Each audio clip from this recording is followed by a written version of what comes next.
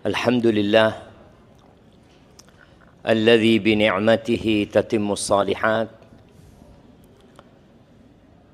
Segala puji bagi Allah Jalla Jalaluh yang karena nikmatnya kebaikan-kebaikan jadi sempurna. Kita bisa mendengar, kita bisa memandang, kita bisa duduk, jari kita bisa bergerak, hati kita bisa memikirkan dan merenungkan apa yang disampaikan, dan kita dibimbing oleh Allah Azza wa Jalla untuk menjadi hambanya yang beriman adalah nikmat yang agung, yang seharusnya kita tidak berhenti memuji dan memuja Allah Azza wa Jalla. Allah tahu dengan kelemahan hambanya. Allah tahu dengan kelalaian manusia. Maka Allah jadikan sebuah syariat yang tidak boleh ditinggalkan, di mana seorang harus tetap mengatakan Alhamdulillahi Rabbil Alamin. Dalam sehari minimal 17 kali dia mengulangin Alhamdulillahi Rabbil Alamin. Hanya saja khususnya buat kaum Hawa, khususnya buat emak-emak ini, ada fase dia nggak wajib.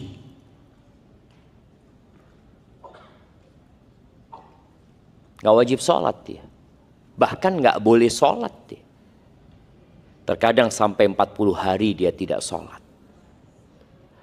Dikarenakan ada halangan yang membuatnya tidak sholat. Tapi nasihat ana, jangan berhenti untuk membaca Al-Fatihah. Karena sejatinya a'zamu suratin fil Quran, surat yang paling agung dari 114 surat yang ada dalam Al-Quran, surat yang paling agung adalah Al-Fatihah. Allahumma salli wa sallim ala abdika wa rasulika sayyidina wa maulana Muhammadin wa ala alihi wa ashabi ajma'in. Ya Allah, semoga salawat dan salam, berkah dan nikmat senantiasa Engkau curahkan untuk hamba kekasih-Mu, untuk baginda Nabi kita Muhammad alaihi salatu wassalam, untuk keluarga beliau, untuk istri-istri beliau, untuk putra-putri beliau, dan untuk seluruh sahabat Nabi. Semoga Allah meridhai kita bersama mereka. Allahumma ati nufusana taqwaha wa zakkiha anta khairu man zakkaha anta waliyuha wa maulaha. Allahumma inna na'udzu bika min ilmin la yanfa' wa min qalbin la yakhsha wa min nafsin la tashba wa min da'watin la yustajabu laha. Ma'asyiral muslimin rahimakumullah, khususnya para orang tua, dan mungkin sebagian belum jadi orang tua tapi bercita-cita untuk menjadi orang tua. Semoga pertemuan kita pada kesempatan kali ini diberkahi Allah Subhanahu wa taala adalah yang kita dapatkan dari pertemuan ini. Jamaah rahimakumullah, bicara bagaimana mendidik anak ya. Bagaimana peran orang tua, khususnya ayah. Karena kita berada di era anak-anak itu kehilangan peran bapaknya. Seakan-akan peran bapak dalam rumah tangga itu hanya mencari nafkah. Bahasa Inggrisnya pencari nafkah itu apa? Nah, bapak-bapak, apa bahasa Inggrisnya pencari nafkah?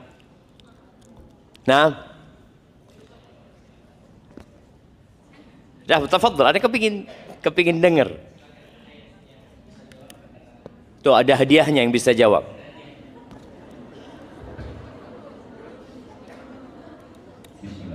Fandi, Ustaz. Apa? Fandi. Tukang cari duit, Fandi.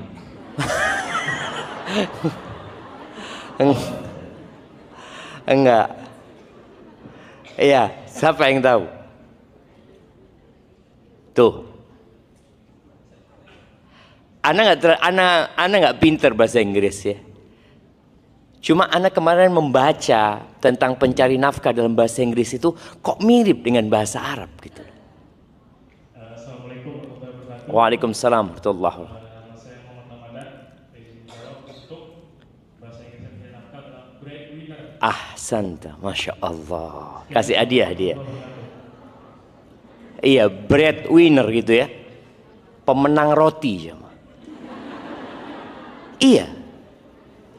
Jadi subhanallah, Allah Azza wa Jal berfirman ya di surat At-Tahrim ayat 6 ya, yang mungkin ayat ini menjadi ayat yang sering dibacakan oleh para penceramah ya, berkaitan dengan kewajiban orang tua untuk menyelamatkan keluarganya dari petaka yang besar.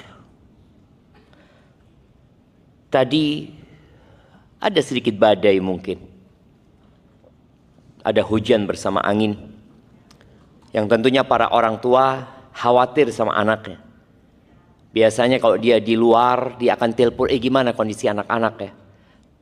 Sang istri mengatakan, alhamdulillah aman semuanya. Baru dia akan tenang.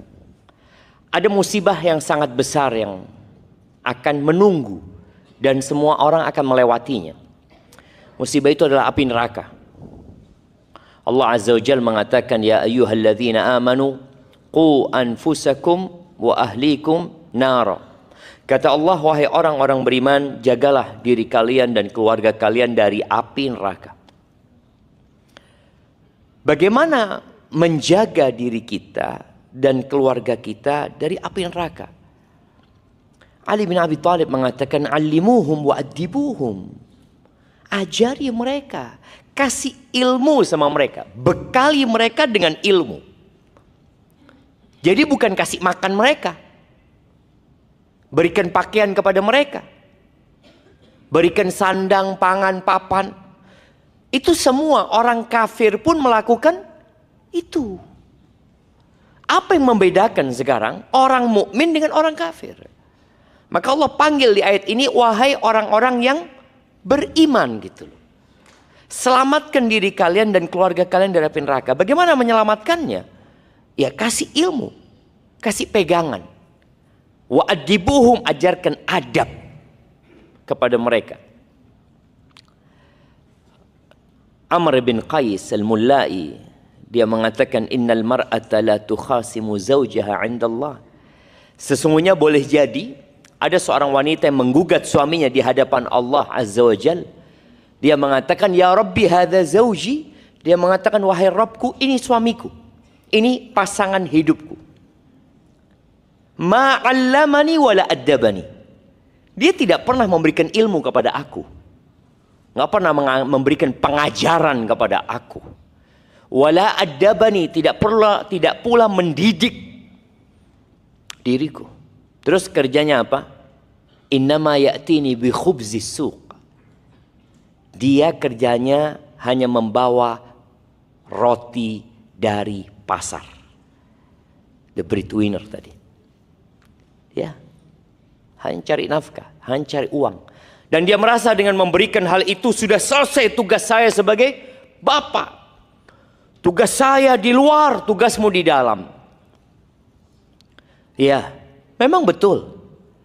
Ada tugas suami mencari nafkah, tapi bukan berarti tugas dia sebagai ayah hanya cari duit. Enggak. Dia punya peran besar dalam mendidik keluarganya. Khususnya di era digital seperti ini dengan pergaulan yang semakin bebas ya. Yang terkadang bukan cuma anaknya yang pergaulan bebas, bapaknya juga pergaulan bebas. Ibunya juga pergaulan bebas. Di mana? Di tempat kerja. Di tempat kerja itu bebas laki perempuan bersama-sama. Perjalanan dinas ya laki perempuan. Mereka ngantor laki perempuan bebas. Seakan-akan agama tidak boleh mengatur kehidupan. Ya, Mumtaz, sekolah kita Mumtaz yang khusus laki-laki. Anak ingat di Jakarta, bapak-bapak, ibu juga masih ingat ada sekolah Kanisius ya. Kemana anak lewat sana soalnya. Teman anak ngomong, Ustadz ini sekolah yang sering Ustadz sebut, kata dia. Iya, Kanisius ya. Ada tulisan sejak 1927 atau 28. Dibangun sebelum kemerdekaan. Itu khusus laki-laki. Dan sampai hari ini sekolah itu khusus laki-laki. Punya siapa? Punya Katolik. Punya Katolik. Mereka tahu bahwa saya laki perempuan ini nggak bisa dikumpul. Kenapa dikasih sekat di sini? Kenapa kok dikasih sitar sini bapak-bapak? Karena memang nggak boleh dikumpulin. Nggak boleh. Kalau orang-orang non-muslim aja tahu, ngerti dan paham, kenapa yang muslim menganggap hal itu sebagai bentuk apa ya? Bentuk keterbelakangan. Enggak, itu kemajuan. Orang maju yang berpikir cerdas itu akan tahu bahwasanya pergaulan nggak boleh bebas. Kenapa mereka sampai SMA nggak dikumpulin laki perempuan? Enggak, mereka waktunya belajar, nuntut ilmu. Nanti waktunya kawin, ya kawin mereka. Waktunya nikah, nikah. Tapi tatkala dia di sekolah sudah dia bergaul dengan yang nggak boleh, maka akan berdampak kepada masa depan negeri kita. Jemaah rahimakumullah. Jadi kalau bicara peran orang tua dalam mendidik anak nih di era digital, maka orang tua harus sering-sering murojaah atau bermuhasabah tentang kenapa sih engkau menikah sebenarnya? Kenapa engkau menikah? Sekarang ini jumlah pernikahan di dunia itu menurun, padahal jumlah penduduknya semakin banyak. Sama dengan di negeri kita, jumlah penduduknya berkembang pesat ya, tumbuh pesat sekali, tapi jumlah yang menikah turun ya. Kalau 2013 dikatakan 2 juta lebih ya, 2024 itu nggak sampai 1,5 juta, kurang 500.000. Dan di antara 1,5 juta yang menikah, hampir 500.000 yang bercerai. Ada apa sebenarnya? Apakah era digital ini membuat mereka tidak berpikir untuk membangun rumah tangga? Mereka berpikir bahwasanya rumah tangga itu hanya pernikahan itu hanya kantong-kantong sperma, kata mereka. Dia nggak harus nikah kalau ingin menyalurkan nafsunya. Muncul pemikiran itu. Makanya terkadang orang sampai umur 30 tahun nggak nikah aman, 33 tahun aman. Kenapa? Kalau urusan nafsu tinggal disalurkan. Na'udzubillah min dzalik. Seakan-akan kehidupan manusia tidak ubahnya kehidupan binatang. Makanya ada istilah kumpul kebo ya. Maka perlu dilihat kenapa sih menikah, kenapa membangun rumah tangga. Apabila tujuannya itu sesuai, insya Allah ayah dan bunda ini akan prihatin dengan kondisi yang ada. Tapi ketika orang tua itu nggak tahu kenapa dia menikah, maka yang jadi korban adalah anak-anak. Beberapa waktu yang lalu ya, kita dapat berita seorang kakak beradik yang berzina sampai hamil, yang kemudian anaknya dibuang. Subhanallah. Kenapa itu terjadi? Ya yang ditanya di mana orang tuanya gitu loh. Orang tuanya yang cari nafkah. Orang tuanya bekerja dengan baik. Iya. Kenapa mereka menikah? Kenapa mereka punya anak? Kemudian tatkala punya anak itu dilepas. Anaknya ayam saja masih diajari oleh orang tuanya. Anak ayam itu sejak dia menetas, ibunya itu langsung mengajari anak-anaknya untuk cari makan. Didampingin. Dia ajarin bagaimana mencari makan. Tapi sang anak belum kuat kukunya, tapi dia sudah melihat, oh gini cara cari makan. Sang ibu mengais-ngais, kemudian ada sesuatu, dia bersuara, dia panggil anak-anaknya. Anaknya kemudian datang makan. Apakah hanya itu yang dilakukan? Tidak. Tatkala ada bahaya yang dapat menyerang kehidupan anaknya, sang ibu akan pasang badan. Sekarang kita bisa melihat ya bagaimana ibu induk ayam bertarung dengan ular. Bagaimana induk ayam itu bertarung dengan burung elang. Demi apa? Menyelamatkan anak-anaknya. Karena dia tahu bukan hanya kasih makan, tapi perang orang tua bagaimana menyelamatkan anaknya. Dan yang paling ditakutkan adalah ya saat ini handphone. Layar yang selalu jadi rujukan anak-anak. Bukan rujukan anak-anak ya. Bapak-bapak juga sibuk sama layarnya. Ibunya juga sibuk sama layar. Astagfirullahaladzim. Anak tadi dapat kiriman video seorang emak-emak yang nggak mau kehilangan live promo ya. Dia pasang di kepalanya aja handphonenya. Dia nyabutin rumput terus ya, dia jemur terus, dia seperti itu. Anak na'udzubillah.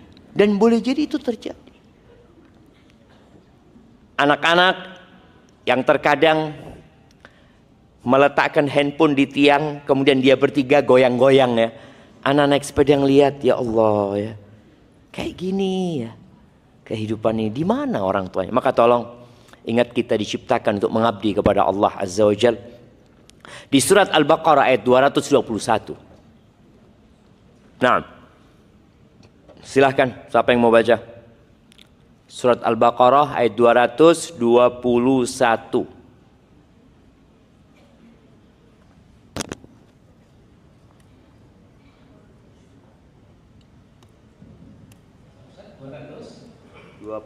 Ya.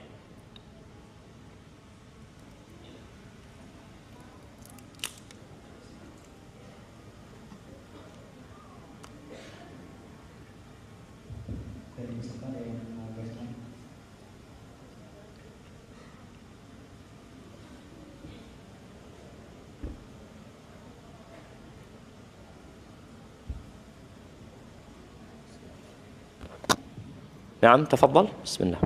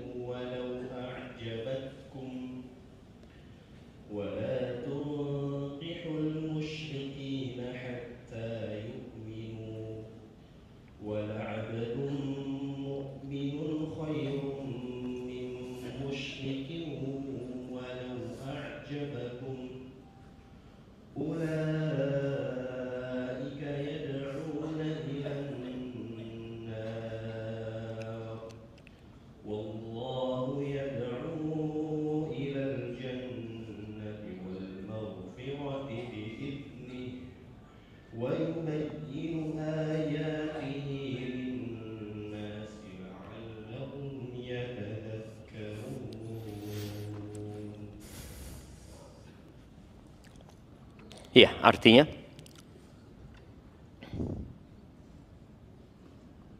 dan janganlah kamu menikahi perempuan musyrik sebelum mereka beriman. Sungguh hamba sahaya perempuan yang beriman lebih baik daripada perempuan musyrik, meskipun dia menarik hatimu. Dan janganlah kamu nikahkan orang laki-laki musyrik dengan perempuan yang beriman sebelum mereka beriman.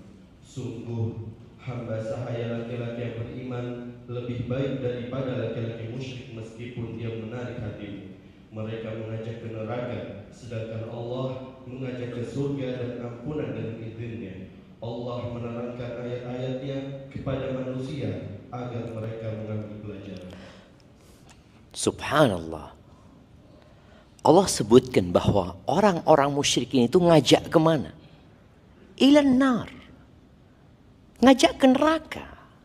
Makanya nggak boleh gitu loh. Walaupun perempuan itu menarik ya, atau laki-laki itu menarik sekali, nggak boleh sampai mereka beriman. Karena hidup di muka bumi ini nggak lama. Kalau harus bersenang-senang dengan orang musyrik di muka bumi ini, tapi kemudian kita berada di neraka selama-lamanya, apa nikmatnya? Allah Azza wa Jalla mengatakan, wa yubayyinu ayatihi lin-nas la'allahum yatadzakkarun. Allah itu mengajak ke surga, mengajak kepada ampunannya, dan menjelaskan ayat-ayatnya kepada manusia agar mereka ambil pelajaran. Era digital ini memberikan kemudahan. Apa saja bisa diakses, dunia berada di genggaman tangan. Ya, ada banyak manfaatnya. Dulu emak-emak itu kalau mau masak dia harus beli buku resep. Sekarang nggak perlu lagi. Nggak perlu lagi beli buku resep. Dia tinggal tonton sampai jadi. Yang lebih keren lagi emak-emak nggak perlu masak, datang. Di era digital nggak perlu bau bawang, nggak ada, tahu-tahu datang makanannya. Artinya ada banyak kemudahan yang diberikan.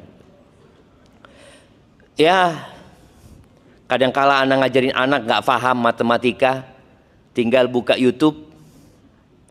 Bagaimana cara ngerjakan soal ini? Subhanallah, begitu mudahnya. Tapi ternyata di situ juga ada informasi-informasi yang menyesatkan. Ada anak-anak yang kemudian menjadi kafir gara-gara tontonannya. Ada anak-anak yang kemudian berhenti sholat gara-gara dia menonton sesuatu. Bahkan ada anak-anak yang berubah karakternya disebabkan apa yang dia tonton. Maka tadi tolong bermuhasabah ya, kenapa kita menikah, untuk apa punya anak ya, sehingga kita akan tahu mendidik anak itu. Jadi kalau bagaimana peran orang tua, yang pertama nasihat anak kepada semua orang tua dan buat diri anak sendiri ya, jadilah orang tua yang soleh di dirimu sendiri. Sebelum memikirkan anak, istri sebelum memikirkan suaminya sebagai seorang ayah sebelum memikirkan istrinya sebagai seorang ibu, pikirkan dirimu. Makanya perintah untuk menyelamatkan dari api neraka itu, qu anfusakum, selamatkan dirimu sebelum menyelamatkan anakmu, sebelum menyelamatkan pasanganmu. Makanya setiap kali kita naik pesawat selalu ada penjelasan tentang bagaimana menyelamatkan diri. Jadi apabila turun yang namanya apa? Oksigen itu, masker itu, apa kata mereka? Jangan dipakaikan ke anaknya dulu. Yang pakai siapa dulu? Orang tuanya dulu. Kasihan tuh, engkau nggak akan bisa menyelamatkan anakmu kalau engkau nggak selamat. Orang tua nggak akan bisa menyelamatkan anaknya kalau dia sendiri tidak selamat. Maka selamatkan dirimu dulu, baru kau selamatkan anakmu. Maka menyelamatkan diri kita, laksanakan perintah Allah dan jauhi larangannya. Bagaimana cerita Sa'id Ibnul Musayyib, Ibn Hazm, dia ingin anaknya jadi anak soleh.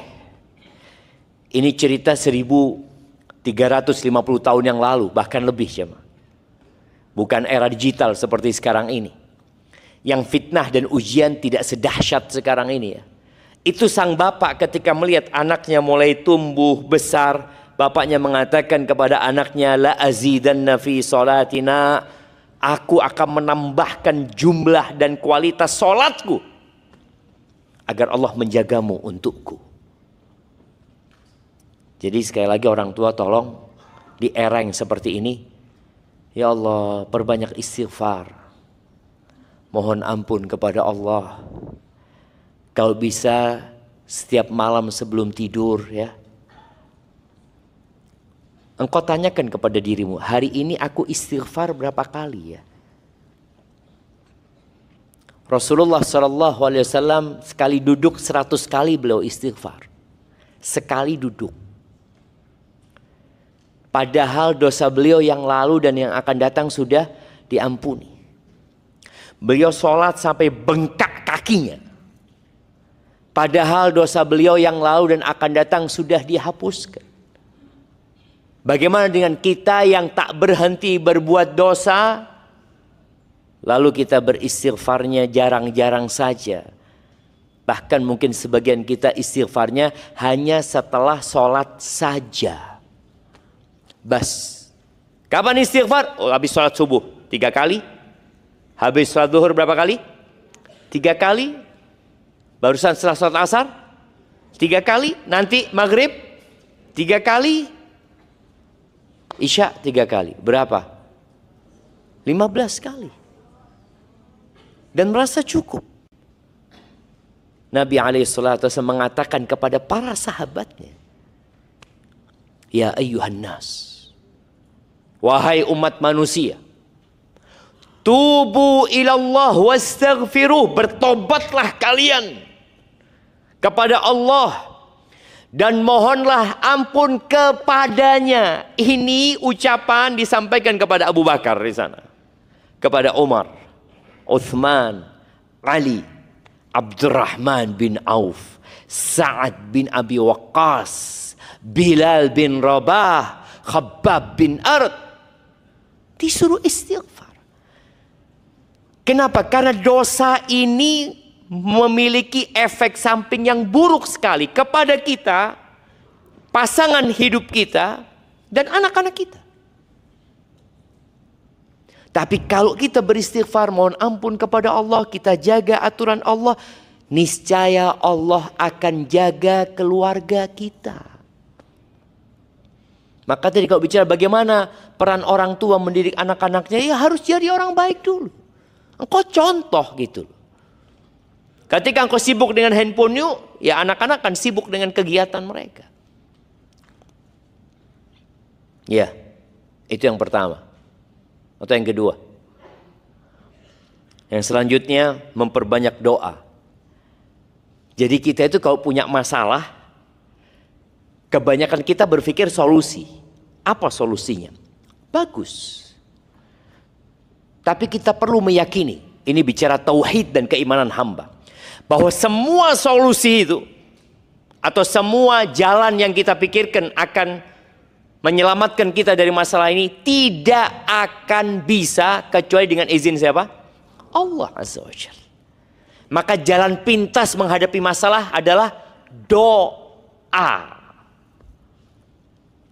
Bagaimana doanya Nabi Ibrahim sebelum punya anak? Rabbi habli minas salihin. Setelah punya anak, wajnubni wa baniya an na'budal asnam. Ya Allah ya. Kalau itu dibaca oleh Nabi Ibrahim, bagaimana dengan kita? Nabi Ibrahim doanya, ya Allah hindarkan aku dan anak keturunanku dari menyembah berhala-berhala. Yang saat ini anak-anak kita nonton tontonan yang jauh sekali dari pendidikan tauhid dan keimanan. Bahkan boleh jadi dia menonton sesuatu tidak ada sedikit pun mengingatkan kepada Allah Azza wa Jalla. Seakan-akan bumi ini tidak ada penciptanya. Maka tolong doa. Rabbi ij'alni muqimas shalah wa min dzurriyyati. Baca sekali. Belum mau sholat anak-anak Ustaz, baca 2 kali. Belum Ustaz, baca 100 kali.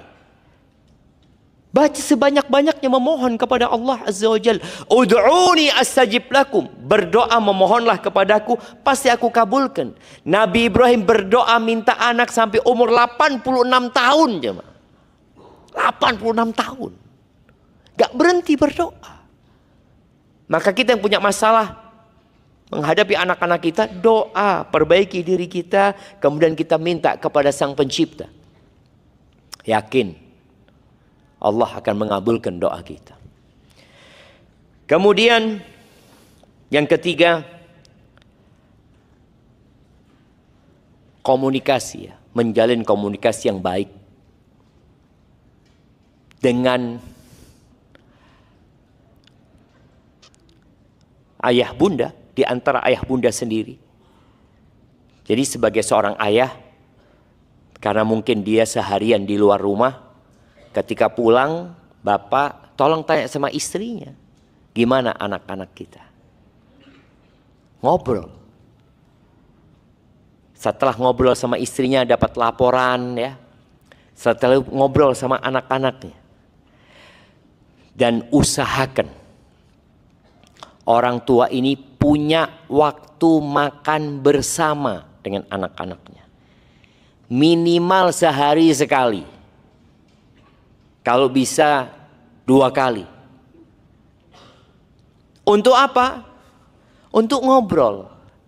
Pendidikan orang tua dulu, kalau makan nggak boleh ngomong. Makan habisin, jangan ngomong. Padahal sebenarnya termasuk adab dan etika yang baik itu al-haditsu 'inda ta'am, ngobrol sambil makan. Ngobrol. Dan Anda dikasih tahu bahwasanya deal besar-besaran itu, orang-orang atas ini, ternyata deal itu tidak terjadi di ruang rapat, jemaah. Tapi terjadi di mana? Di meja makan. Di meja makan. Karena orang ketika makan itu nggak mikir apa-apa, dia mikir mau menyantap makanan itu. Disinilah momentum orang tua untuk ngobrol sama anaknya. Dengarkan dari anaknya, gimana sekolahmu hari ini? Berikan pertanyaan-pertanyaan yang memancing dia untuk bercerita. Jangan hanya pelajaran yang ditanyakan. Apa kejadian paling seru hari ini? Engkau bermain dengan siapa hari ini? Untuk engkau kemana? Pokoknya ngobrol. Bikin anak itu nyaman berbicara sama orang tua. Jangan orang tua kok ngomong sama anaknya nasihat terus. Jangan. Capek itu anak. Enggak usah, aneh capek didik dia. Loh, itu anak kalau bisa ngomong mungkin nyesel dapat ibu kayak gini. Astagfirullah. Iya jemaah. Setiap ketemu nasihat. Ketemu nasihat. Lu enggak. Perlu lu. Anak-anak itu didengarkan.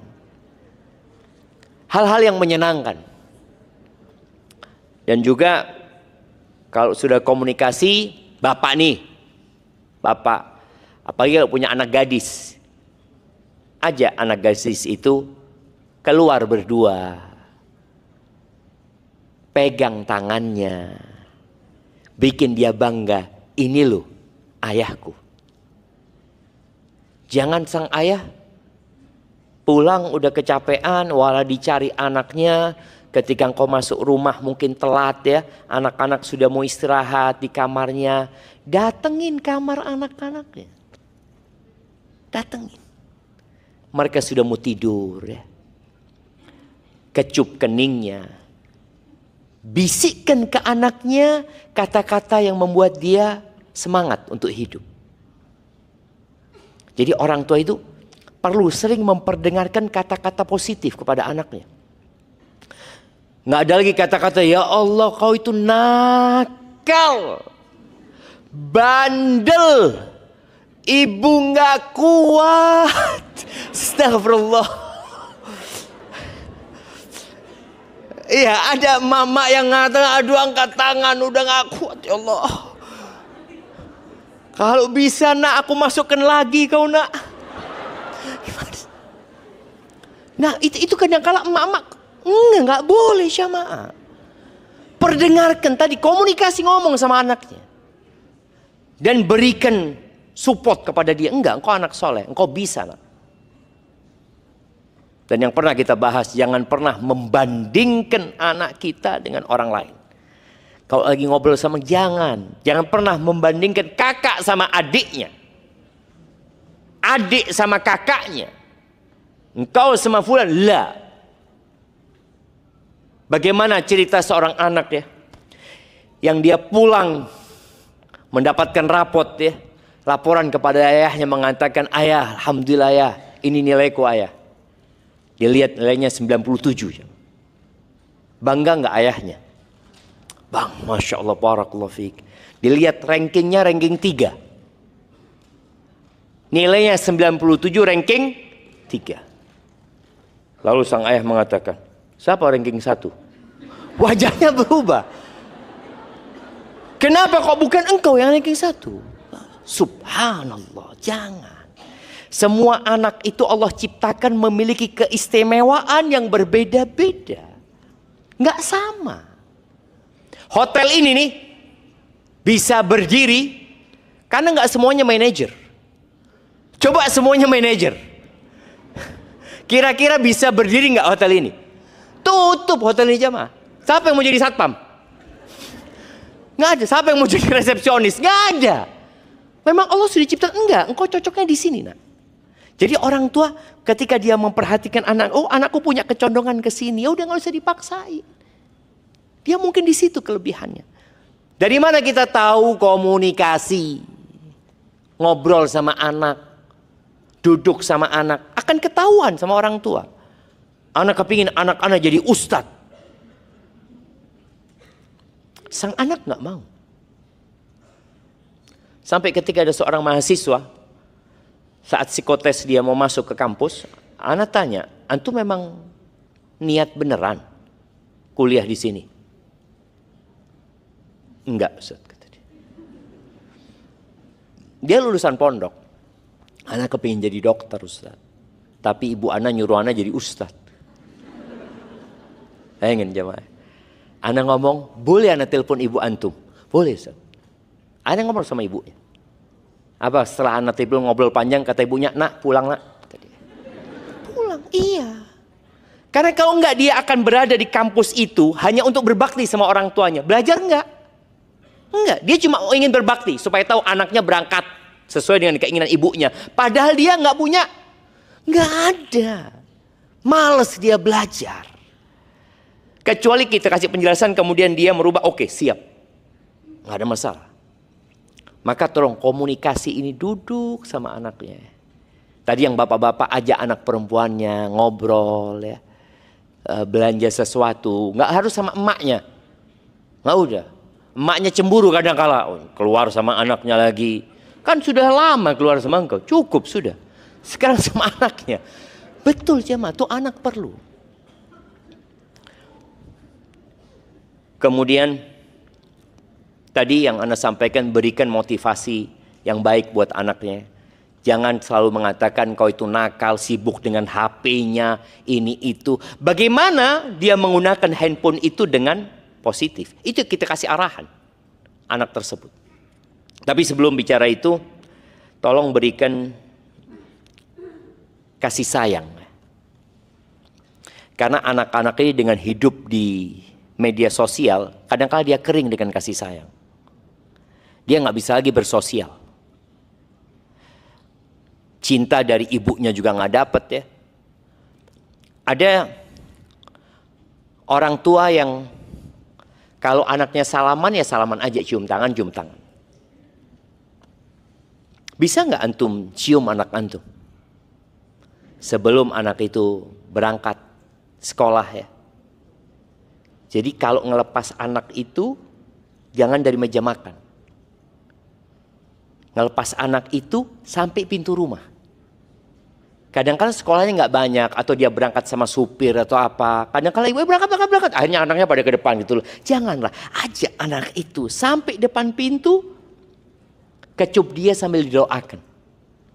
Tadi bisikan ucapan yang membuat dia semangat ya. Ibu bangga punya anak kau nak. Padahal sakit hati ibunya sama anaknya.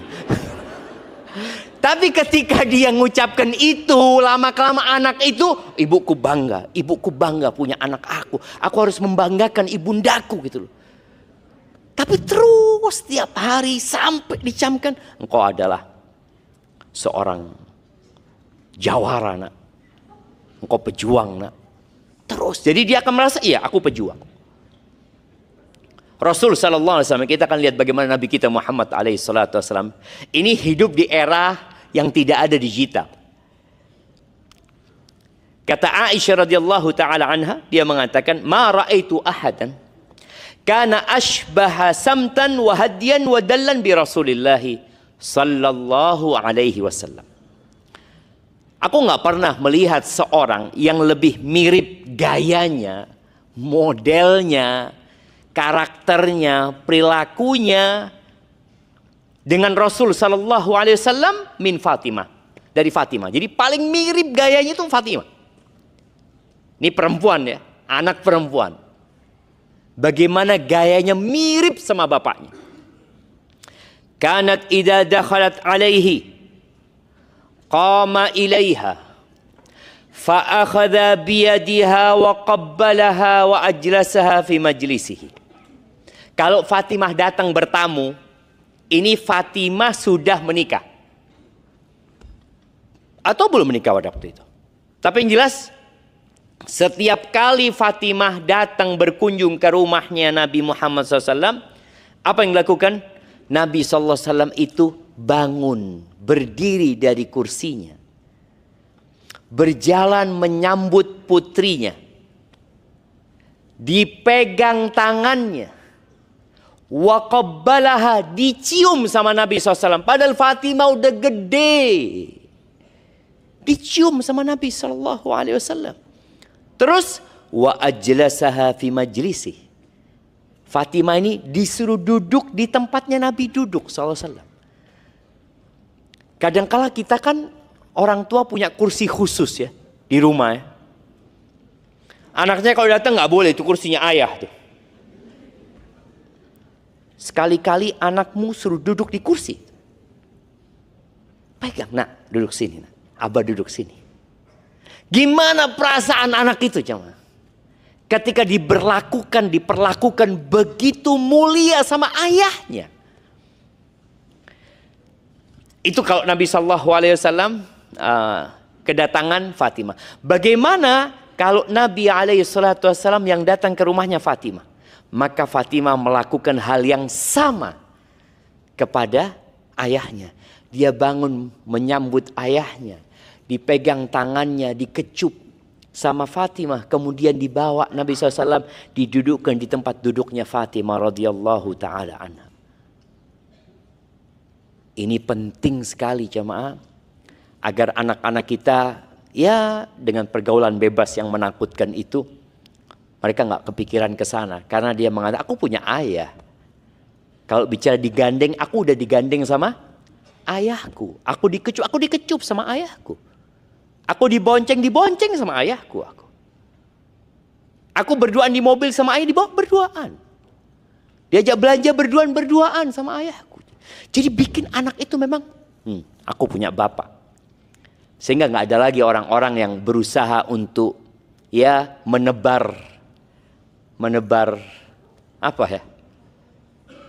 Menebar apa yang ditebar di laut untuk cari ikan itu? Jala cinta dia.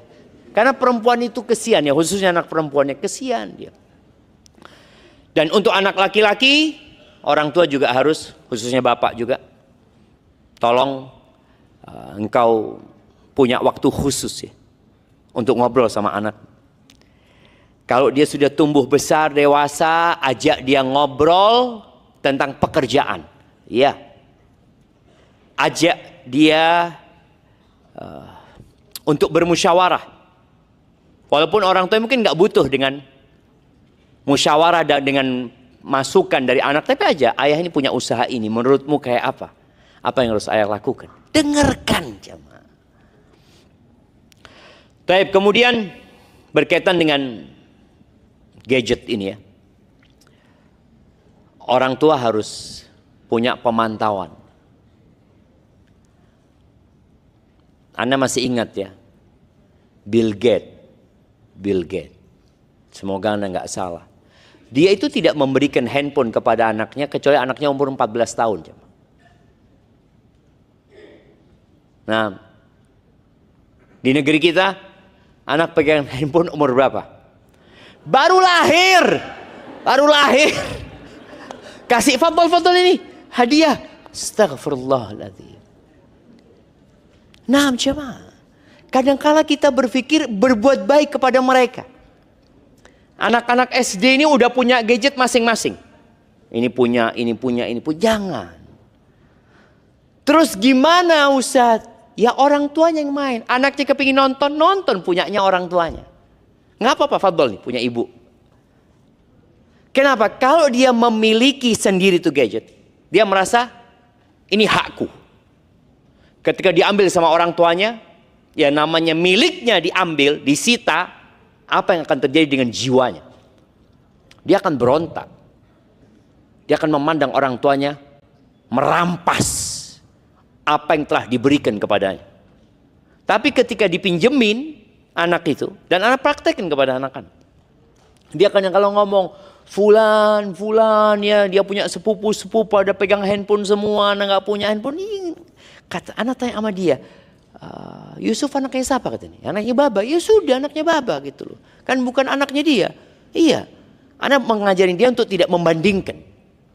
Sebagaimana kita orang tua nggak boleh membandingkan, kita bikin dia untuk tidak membandingkan. Gitu. Ada perbedaan antara dia dengan orang lain. Kadang-kala kita ngelihat, ya apa sepertinya anak-anak sebaya dia udah pegang handphone kata dia. Boleh jadi orang tuanya nggak ngajak ngobrol anak-anaknya. Boleh jadi orang tuanya nggak ajak main anak-anaknya. Maka anak sering ngomong sama istri anak, tolong main sama anaknya. Main boneka-bonekaan. Jadi dari zamannya sahabat Nabi SAW. Anak perempuan tuh sejak kecil dipersiapkan untuk menjadi istri dan menjadi ibu. Di zaman sekarang anak perempuan dipersiapkan untuk menjadi apa? Untuk menjadi breadwinner tadi. Winner itu apa? Untuk mencari duit juga. Bahkan sebagian orang tua mengatakan, nah engkau jangan nikah kecuali engkau sudah lulus kuliah bekerja. Loh ini anak perempuan loh. Terus siapa nanti yang akan jadi ibu di rumah? Siapa? Ibu-ibu, siapa yang bakal jadi ibu di rumah? Pembantu nantinya. Neneknya. Iya, karena memang dia tidak dipersiapkan untuk itu. Maka tolong kita kembali. Standar yang diciptakan oleh TikTok, oleh Instagram, standar yang sekarang ini memang tadi nggak ada batasan lagi dunia ini. Kenapa muncul di negeri kita orang-orang nggak mau punya anak? Muncul orang-orang yang menunda pernikahan. Kenapa muncul? Karena standar orang-orang kafir masuk ke negeri kita. Sehingga mereka berpikir, oh seperti itu seharusnya. Bahkan gerakan feminisme yang mengatakan laki dan perempuan sama sehingga nggak ada sistem leader di rumah itu nggak ada. Perempuan juga pemimpin, laki pemimpin. Terus gimana? Ya udah, sang perempuan mengatakan, loh, Anda nggak mau punya anak. Saya yang punya tubuh, saya yang punya rahim, hak saya untuk tidak punya anak. Loh, kata suaminya, Anda salah pilih istri kalau gitu. Betul. Salah pilih istri. Terus gimana? Ya balikin ke orang tuanya. Afwan, ini Ana menikah untuk menjadi khalifah di muka bumi ini. Ana menikah untuk mendapatkan anak keturunan yang melanjutkan perjuangan di negeri ini. Tapi kalau kayak gini emaknya, terus gimana? Maka tadi tolong sejak kecil anak itu tetap main boneka. Tetap ya, kalau dulu ya ana lihat kakak adik ana bermain yang gendongan itu. Ya dulu masih gendong bayi itu bukan pakai yang modern ya. Yang pakai selendang. Yang pakai selendang ya. Dia seneng jemaah. Sejak kecil dia gendong itu, Masya Allah kayak gini ya. Aku jadi ibu ya. Kemudian dia nyuapin tuh anak. Sekarang ada nggak kayak gitu? Hilang jamaah. Terus jualan. Ingat dulu anak-anak kecil jualan pakai daun pisang, dipotong-potongin ya. Kemudian dibeli, dia masak. Nanti datang anaknya disuapin. Allahu Akbar. Kita perlu itu jamaah. Maka ibu-ibu ketika kembali, kenapa ngomong sama ibu-ibu? Karena lihat bapak-bapaknya dikit memang di sini. Ya, tadi anak-anak perlu dipersiapkan. Gadget silahkan, anak-anak tadi dikasih ketika umurnya sudah tepat. Kemudian dipantau, kedekatan orang tua sama anaknya nggak boleh hilang, bermain sama anak-anaknya. Kemudian ajarkan kepada anak-anak, ya menggunakan internet yang sehat. Hindari anak-anak itu nonton yang pendek-pendek. Hindarin anak-anak kita nonton yang pendek-pendek supaya otaknya nggak tumpul. Kita tuh sekarang susah untuk konsentrasi karena biasa nonton short, reel yang cuma 1 menit ya. Dapat 5 menit ditonton nggak? Kepanjangan. Sampai kita udah sulit untuk konsentrasi dalam 10 menit. Maka anak kita kalau kasih tontonan, nak tonton ini nak. Mau main di TV, YouTube nih tonton, remote-nya dipegang. Silahkan tonton sampai selesai. Karena banyak anak nggak mampu loh. 1 menit lihat itu, ganti lagi, ganti lagi, ganti lagi. Ibunya sama ganti-ganti juga. Bapaknya sama ganti-ganti juga. Karena kita nggak jadi teladan. Tolong dikontrol anak-anak. Bagaimana dengan pergaulan dia? Nih orang tua perlu mengundang teman-teman anaknya. Sekali-kali. Engkau bergaul sama siapa sih? Oh undang. Bapak kepingin tahu teman-temanmu. Kita makan malam bareng di rumah. Dilihat. Ketahuan. Oh yang ini pakai anting. Yang ini gayanya melambai, model macem-macem temennya anak-anak ini. Di situ dia tahu dengan siapa anak-anaknya bergaul. Dan orang tua hadir untuk memiliki teman buat mereka ya. Kemudian ya pentingnya melandasi anak dengan pendidikan agama dan moral ya. Ilmu dan adab. Banyak orang tua berpikir sekolahan itu seperti pabrik. Bapak-bapak, ibu-ibu, akadnya sama Nadira apa? Udah habis waktu anak? Oke, siap. Bismillah. Afan ayah dan bunda dimohonkan untuk menggeser kendaraannya dengan nomor plat berikut ini: BE 1013 FM. Kedua, BE 1498 AH. 3, BE 1504 GF. 4, BE 1606 AAB. Selanjutnya, BE 1949 AAT. Selanjutnya, BE 1265 AAR. Selanjutnya, BE 1542 AMH. Banyak banget tuh Ustaz. Iya. Selanjutnya BE 1813 FM dan terakhir Ustaz, insyaallah 1542 AMH. Dengan diharap sangat untuk menggeser kendaraannya karena akan ada yang kendaraannya akan keluar. Ustaz, kenapa nggak disebutkan kendaraannya itu apa? Boleh jadi dia nggak hafal sama plat nomornya, Ustaz. Ini nggak hafal, apalagi kalau pinjem.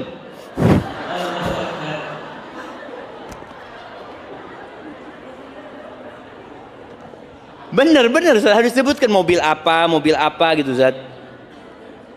Yang Anda sebutkan tadi, yang 8 itu di depan ruko, ayah dan bunda di depan ruko. Ada Toyota Corolla BE 1408A, kemudian ada Innova BE 1504GF, kemudian ini ada Daihatsu apa ya, kurang juga ya, 1606AAB. Ini di depan ruko. Kemudian ada Innova juga 1949AAB. Nah, demikian, terima kasih ya. Masya Allah. Barakallahu fikum. Nah, jamaah rahimakumullah, tadi akadnya ayah bunda ini sama sekolahan Nadhira ini apa? Apa akadnya? Keluar langsung akhlaknya baik. Keluar hafal Quran 17 juz. Iya, ada gitu akadnya? Nggak ada. Sekolahan itu membantu. Maka di rumah tolong disempurnakan. Karena ada orang tua yang marah-marah. Dia mengatakan, Ustaz, anak-anak ini nggak hafal-hafal juz amma, kata dia. Temennya hafal. Kayaknya gurunya ini pilih kasih. Loh, kok pilih kasih gurunya? Itu orang tuanya. Kita di sekolah itu memberikan arahan, mendidik. Nanti orang tua di rumah yang menyimak hafalan anaknya. Kemudian setelah itu ke sekolah disetorkan kepada gurunya. Tapi sebagian orang tua itu pikirnya tadi kayak pabrik. Masukin bahan, keluar, jadi udah. Nggak kayak gitu. Maka tadi melandasi anak ini dengan pendidikan agama. Tolong orang tua hadir. Orang tua hadir, menyimak. Terus terang anak ini seneng ya. Ketika anak itu pulang dari sekolah, apalagi yang TK. Nadhira ini TK-nya ada berapa banyak muridnya? Kalau bisa, nasihat anak bikin TK di setiap kelurahan. Jemaah, setiap kelurahan bikin. Kenapa? TK ini hanya butuh rumah, sewa rumah, 1 guru, 2 guru. Dan para orang tua itu kepingin sekolah anaknya nggak jauh. Dan anak TK itu mengajarinya dari 0. Jadi dia itu ya kayak gelas, apa yang diisikan, itu dia dapat. Dengarkan anaknya dapat apa hari ini. Dia hafal 25 Nabi dan Rasul ya. Ketika anak-anak setoran ke anak Nabi dan Rasul itu, kok bapaknya ada yang lupa. Ternyata lebih hafal dia jemaah. Tadi karena anak-anak itu kosong. Maka tolong pendidikan agama itu dipersiapkan dia. Jangan mengarahkan anak untuk belajar agama lewat platform YouTube atau apa. Kenapa? Karena di situ dia nggak paham mana yang benar dan mana yang salah. Ada banyak penyesatan di tempat itu jemaah. Ada sebagian yang mengatakan semua agama sama. Ada doktor agama yang mengatakan bahwasanya LGBT itu lumrah. Itu ada di sana. Tatkala orang tua tidak memberikan pegangan yang kuat, kemudian anak-anak itu nonton, akhirnya jadi anak-anak yang anti agama. Maka di sini peran orang tua sangat penting sekali. Bapak Ibu sering-sering duduk, ya kalau ada yang harus dibicarakan dan sebagai seorang istri tolong memposisikan bapaknya sebagai pemimpin dan sering-sering sampaikan kepada anak, nak, bapakmu itu berjuang.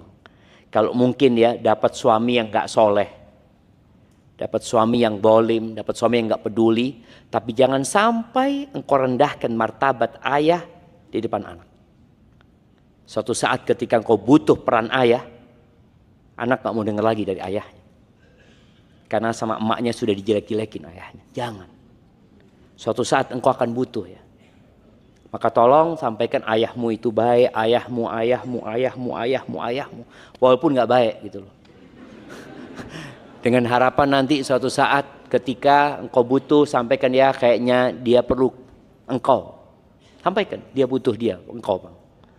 Jadi ketika sang ayah akhirnya tersentuh hatinya melihat anaknya mulai menyimpang ya, sang ayah turun tangan, anak itu menghormatin ayahnya. Tapi kalau sama ibunya sudah dihabisi, dibunuh karakter sang ayah, ya akhirnya engkau akan kehilangan peran ayah pada waktu itu. Tapi jamaah, saya rasa itu sebagai materi yang bisa Anda sampaikan. Semoga yang sedikit itu bisa membuat kita lebih baik lagi dalam mendidik anak-anak kita. Jangan lupa untuk banyak berdoa, memperbaiki diri, memberikan pengawasan, kemudian memberikan perhatian yang cukup buat anak-anak.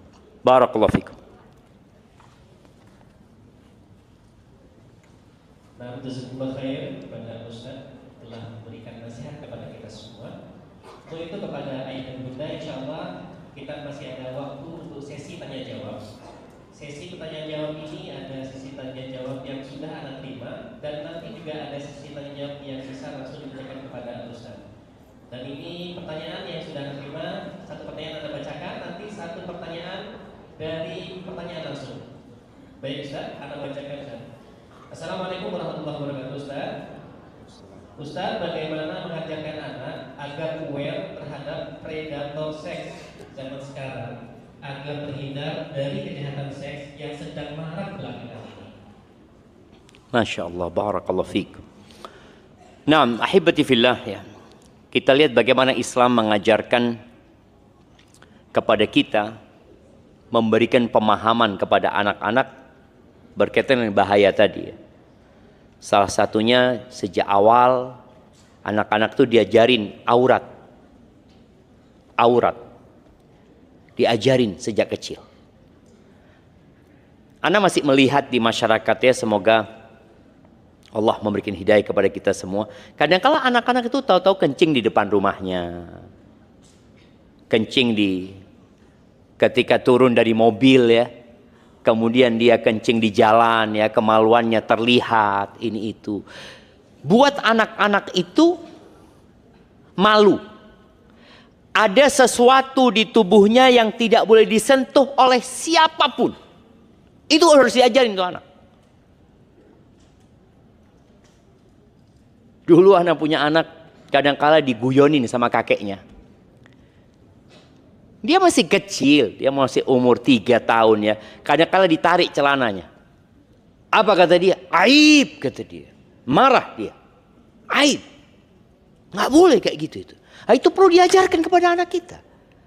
Bagaimana dia tahu tadi ada di tubuhnya sesuatu yang tidak boleh disentuh oleh siapapun.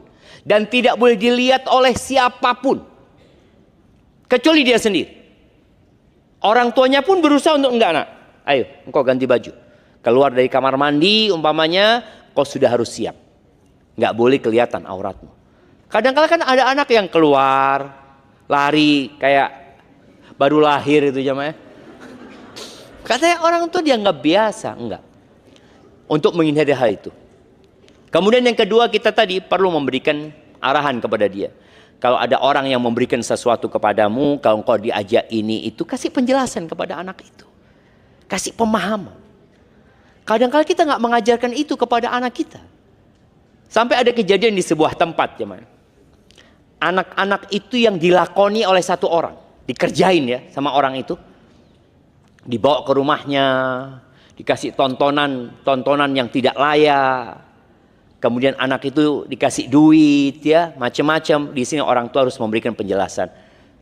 Ya, sekali lagi orang tua harus hadir ya. Dia tahu anaknya main bersama siapa, di rumahnya siapa, jalan bersama siapa. Dengan cara itu paling tidak orang tua ya sudah menyelamatkan anaknya dengan memberikan arahan dan tentunya doa ya, doa. Anda ingat seorang syekh cerita, kita itu di rumah ya, didik anak kita dengan benar, kita ajarin etika-etika yang mulia. Keluar dari rumah, ketemu sama teman-teman yang buruk, rusak tuh anak. Makanya doa harus diperkuat. Karena kita nggak bisa mengawasi anak kita 24 jam ya. Barakallahu fikum. Nah. Jazakumullah khair, Ustaz.